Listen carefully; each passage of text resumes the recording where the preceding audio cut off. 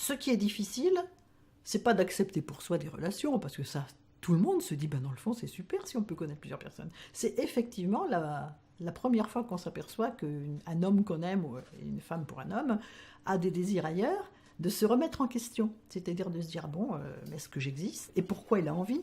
Et comme on a plein d'idées reçues, on vous dit par exemple, on ne peut pas aimer plusieurs personnes. Donc on commence à se dire, mais alors, s'il aime cette personne, c'est qu'il m'aime plus. Ce qui est faux. Le lieu commun, c'est s'il va voir ailleurs, ou si elle va voir ailleurs, c'est que ça ne marche pas dans le couple. C'est faux, c'est tout aussi faux. On va voir ailleurs parce qu'on n'a pas envie d'être aveugle. Je pense que aimer, c'est aussi garder les yeux ouverts sur le monde. Donc on ne va pas voir ailleurs parce que ça ne va pas, on va voir ailleurs parce qu'il y a autre chose à regarder, il y a autre chose à découvrir. C'est une histoire de découverte. Alors il faut se débarrasser de tous ces lieux communs qu'on nous a mis dans la tête, dans la littérature, dans l'éducation.